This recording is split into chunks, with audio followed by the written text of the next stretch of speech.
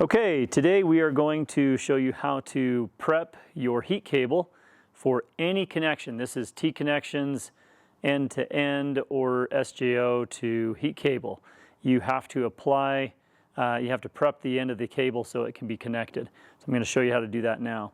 The items you're going to need, obviously you have your heat cable you're going to be working with, a razor knife with a sharp blade, and you will need a small piece of mastic tape that's about 1.25 inches long. Let's go ahead and dive into this. I'm going to take this heat cable back about 3 inches or so. So not very far. It's about the width of maybe my 4 fingers. And I'm just going to lightly score the outside of the cable. Not so much to cut all the way into the ground braid, but just enough to crack that outside of the outer jacket. All that does is allow it to break open. I am now going to take the razor knife and just score down the length of that, and then I'm going to quickly snap this in, breaking the seal of the outer jacket opening up. This allows me to remove the outer jacket. You can go ahead and discard that. Now you've got the ground braid of the cable.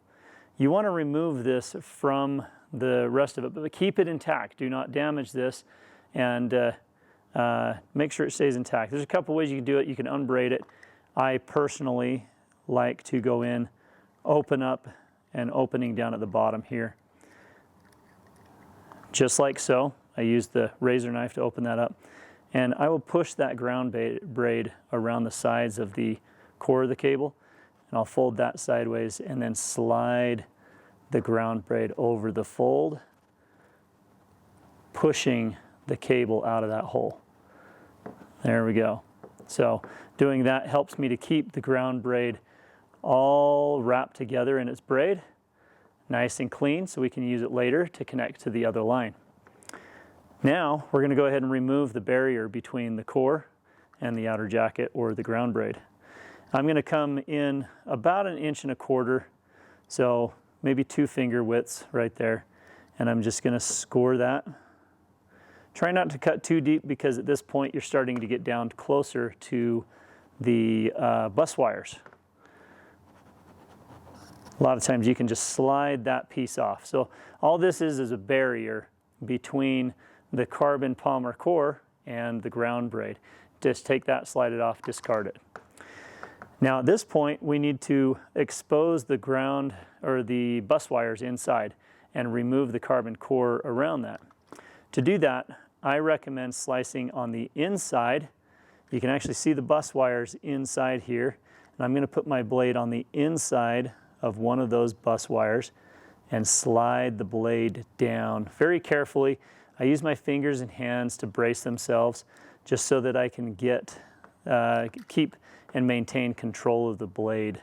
I'm going to do the same thing on the other side.